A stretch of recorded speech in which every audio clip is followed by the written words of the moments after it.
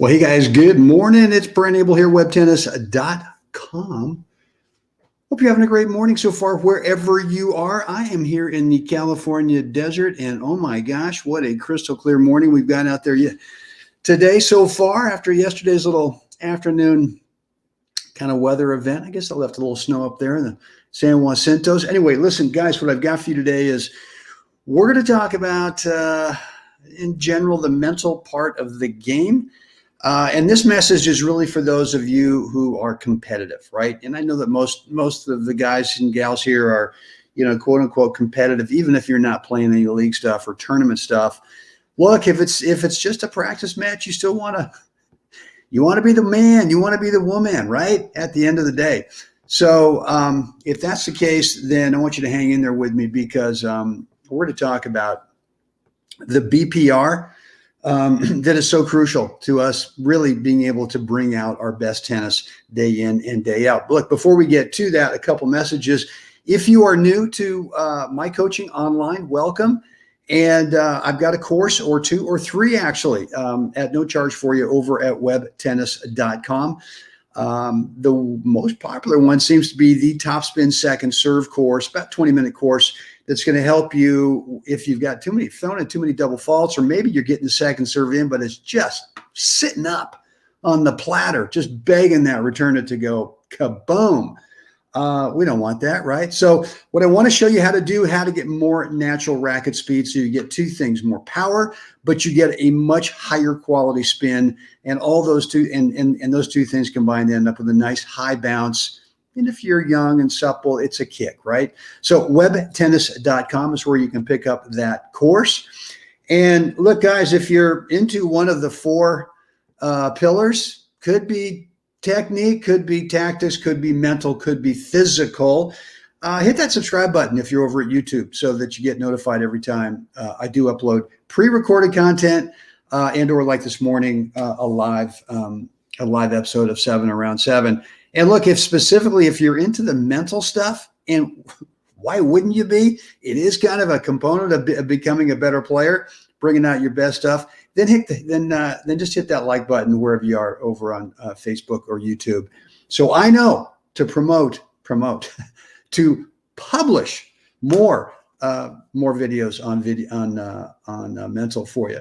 So guys, and then the last thing is, look, you may not know, but I do offer one-on-one private coaching. If there's some part of your game that you're still struggling with, you just cannot figure out, maybe you've bought a bunch of online courses and it's just not working out, or maybe you've got, you're working with someone, but there's something that you just have not yet figured out that you really want to get organized with. I don't know. I might be able to help you. I might not.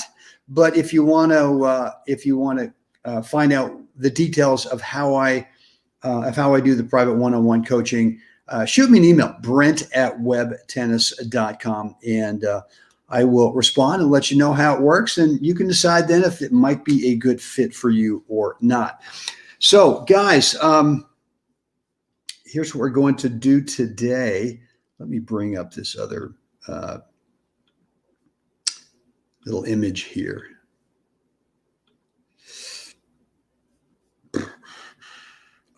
Here we go. So let's talk about the BPR, right? And hey, Joe, good morning. Playing Billy this morning, working on the breathing. Oh, you got your BPR down. Attaboy. Okay, good. And that's cool. Well, it sounds like you got your song too. Good for you, man. Listen, Joe, look, if you've got your BPR down, that must mean that you're doing what's today's topic, which is practicing it. And most people kind of just give lip service to the mental thing, right? Oh yeah, the mental part of the game is important. But do they really do anything about it other than maybe read about it or listen to it? But rarely, and I mean rarely, do players have their own unique, maybe based on a formula. I mean, I'm going to tell you my system that I use that's worked for me. But remember, my coaching is, guys, it's primarily, I'm just giving you an option. I'm not telling you what to do. Look, any coach who tells you, well, I got the answer for you, At best, they've got 25% of the answer for you in terms of the solution, right? The other 75% is up to you, right? Is up to you getting out there and working on that 25%. And if you're not willing to do that, if you think that there's some coach or person or player who's just going to hand this thing to you on a silver platter and say, well, here's the 100% of the answer, technique, tactic, mental, physical. If you don't put in the work, not going to happen for you. So look, I just offer up an option to you guys, right? In terms of what's worked for me. Technique, tactics, mental, physical. Today we're focused on the physical, and the BPR is a between points routine. And look, let's tee this whole thing up before we get in the specifics of why I think you need to practice it, but number two, how to do it, is if you've not heard this before, the between points routine, I want you to think about this. When you're playing a match, singles and or doubles, doesn't matter, mixed doubles, whatever it is, only 20% of the time that you're on the court during that match is actually playing points. The other 80% of the match is in between points or on side changes. And I used to not be able to, or I used to not think that I had to manage that 80% of my matches. And I was really held back for a long time until I got a book by Jim Lohr. And Jim Lohr, one of the original mental tennis guys, and he just said, look, you got to figure out what you're doing between points. You got to get organized. You got to manage your between points time, because if you don't, you're going to stray all over the place. And once it gets time to when it's time for you to serve and when it's time to you return serve, you just don't have a clean slate to start that point with. So number one is, once I read my apologies, I do not remember the title of the book. It was a long time ago, but he had a 4-part between points routine. And I just kind of looked at it and I said, what the heck? I got nothing to lose. I'm losing the guys right now that I don't think I should be. And I'm pretty sure I'm getting too tight or I'm not really organized between points. So I just kind of hybridized his 4 parts between points routine to what really felt natural for me. And once I started doing that, once I started practicing it, and once I was disciplined during the match to just keep doing it no matter what was going on. And look, when we're playing great and we've got an opponent over there who's coughing up a bunch of free points to us, you can probably pretty much think about anything, right? As long as you get the ball in play, you don't screw it up. Let them hand you the match. But there are going to be other times when either you're not playing great or you've got an opponent who is on that day playing super, super well, or maybe your A game just feeds into this opponent's A game, and their A game at the moment is just a little bit better than yours. And so there's some problem solving that you need to do, right?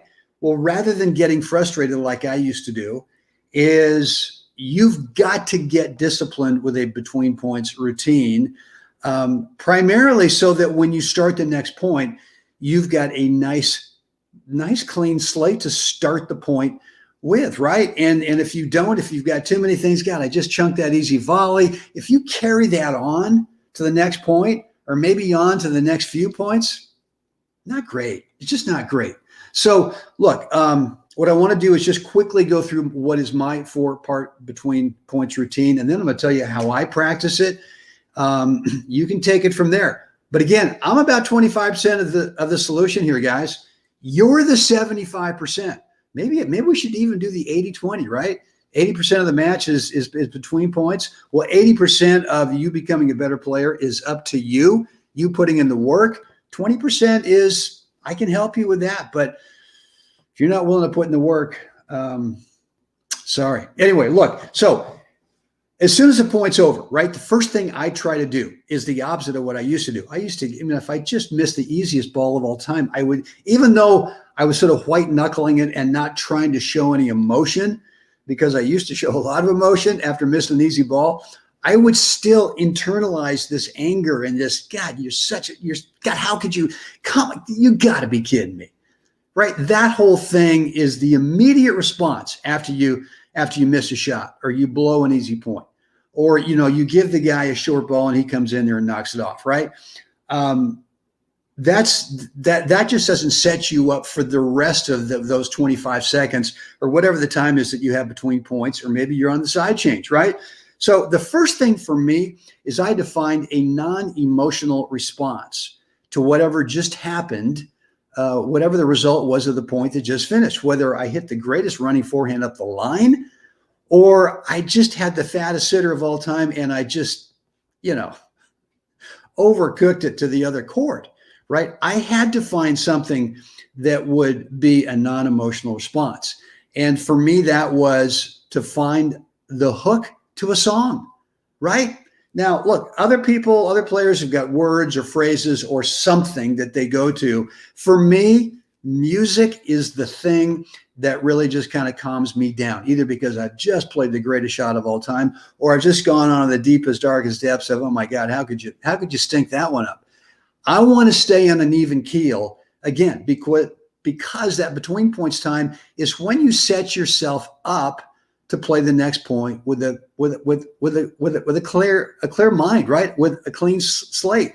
You're not going through the between points time kind of just going over and churning through what just happened with the last point.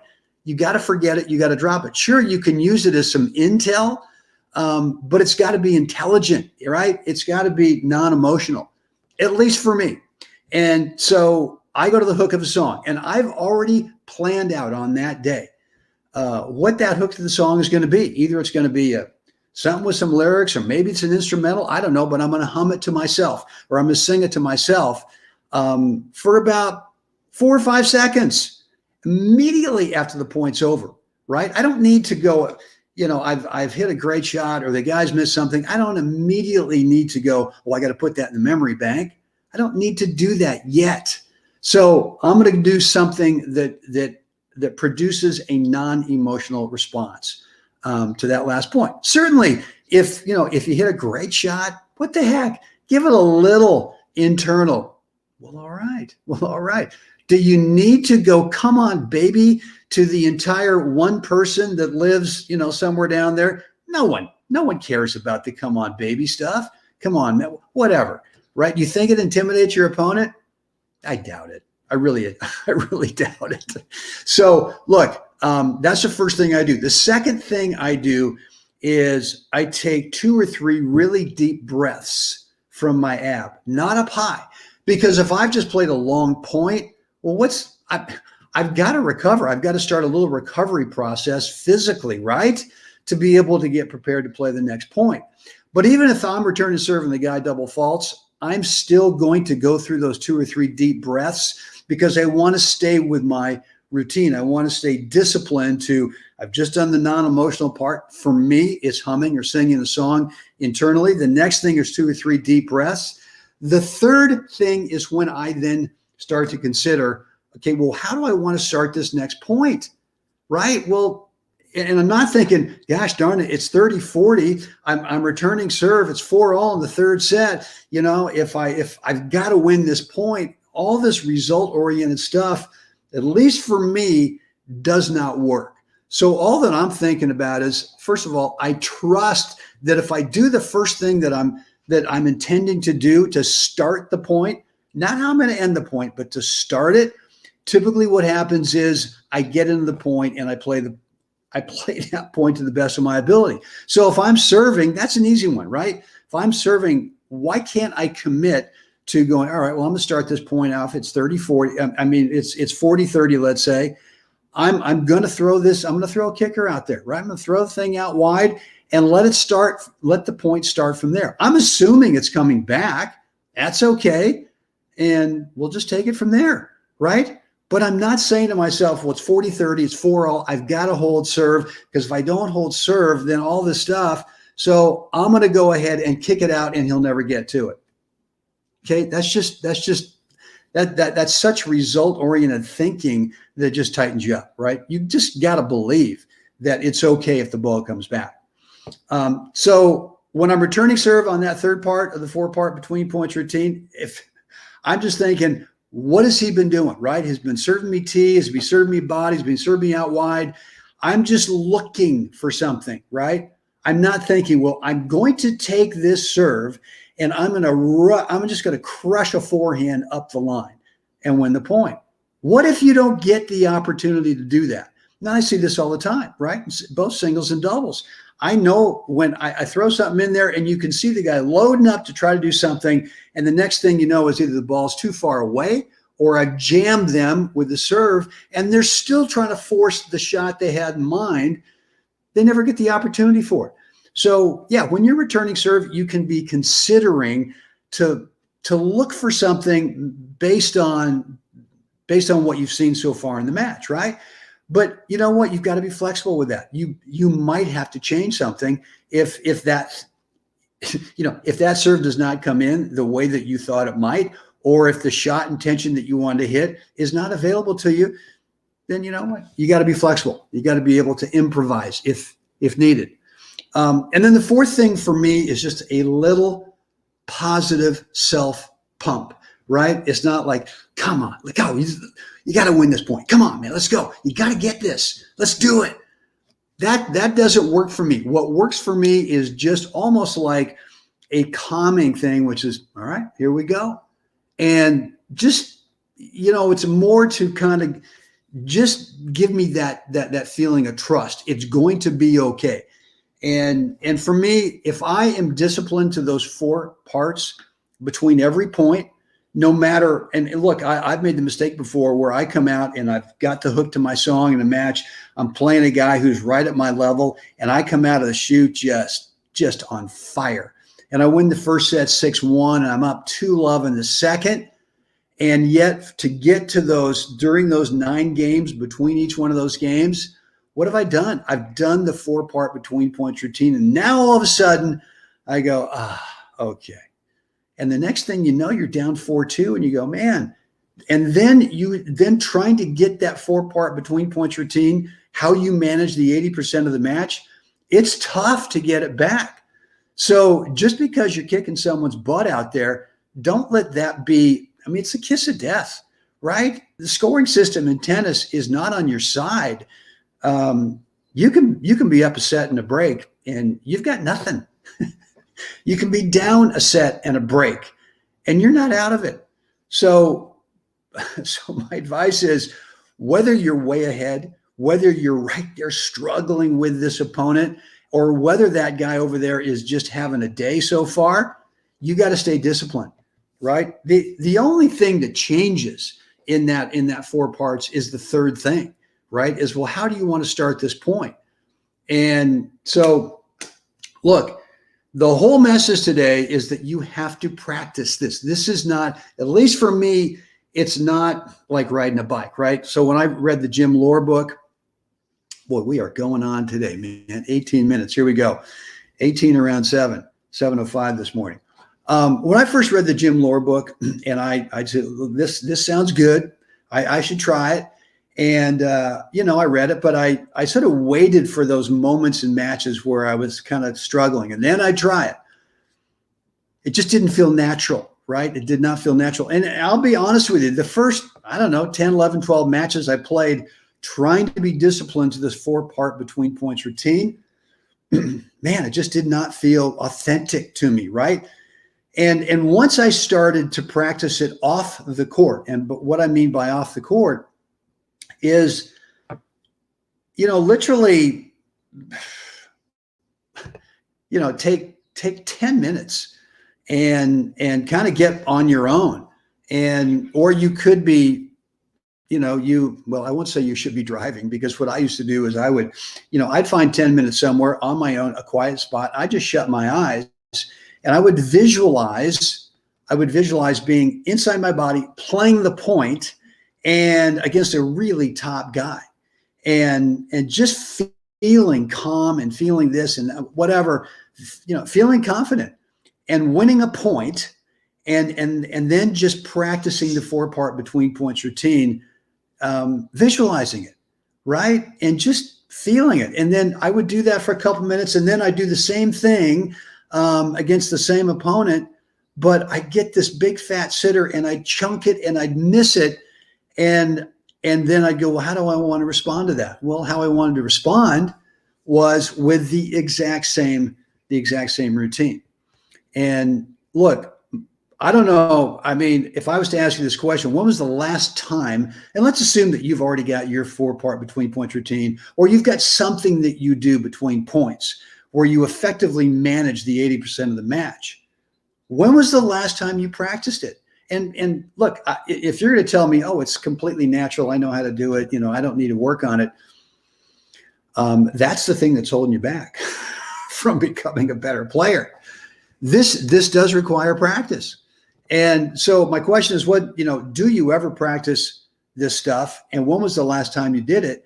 And if the answers to that are, well, I rarely ever practice it, and I don't remember the last time I practiced it, then you know what? You ought to, for the next 30 days, you ought to take 10 minutes a day, every day for the next 30 days, and discipline yourself to do it. I don't know, but just put an alert in there wherever you are. I mean, obviously when you're driving, you don't want to shut your eyes and do it, but you know what I'm talking about. I'm just going on, man, because this is so vital to you being able to bring out your best tennis throughout a match. We've always talked, about your skill level range, right? That, you've got a top range here that you can play at, right? And every time we go out, we probably play at this top range a few points, right? A match, maybe when we're having a great day, it's several more points, but we can also find the bottom where if you're a 4-0 player, let's say this is 4-0, but there are points where you can play, up to 3-5. That's a big skill level range in there. And the best way to manage that range is to get disciplined to a between points routine. And the more you practice it, the more you do it, I think what you're going to find is you're going to reduce the difference between your top and the bottom, and you're going to start bringing those points, those games, those sets, those matches, those days, whatever, where you're just playing at the bottom way too often, and you just want to bring it up. You want to bring it up to the top. And once you start consistently playing at the top of your skill level range, hey, look, the game obviously is a lot more fun when you can kind of do what you intend to do, rather than just sort of throw it out there and see what happens. So anyway, I've gone on and on. I only had one cup of coffee this morning. I swear to you. I guess for me, this is the thing that really elevated my game, to where, the count now, the gold ball count is, compared to some of the other guys, not much, but it's 11 gold balls in singles, in men's doubles, husband, wife. Mine, I have won 6. I've won a mixed doubles, an age group mixed doubles. So look, it's just the thing that for me has made a huge difference in my game. And you can work on technique all day long, but technique is not the thing, is not the thing that is going to make you a better player. I mean, sure, if you've got a weakness somewhere, absolutely, you need to kind of clean that up. But in the end, it all gets down to how do you handle the 80% of the match? How do you handle that between points time? How do you handle the side change time? So that's it, guys. That's it. Time for me to get in the stationary bike, get a good gusher going this morning. Hope you're doing well. Look, again, a reminder, if there's some part of your game, again, technique, tactics, mental, physical, that you're still struggling with, you have not yet figured out, and you're working like a dog to get to it, you're getting a little frustrated with it, I do offer one-on-one coaching. I can help you. Well, I think I can help you. We'll see. But shoot me an email, brent@webtennis.com. I'll get back to you and let you know how it works, what the price is, and you can decide if it's a good fit for you or not. All right, guys, with that said, it's time for you to get out there today. Help someone else have a spectacular day. Guys, I'll see you again tomorrow.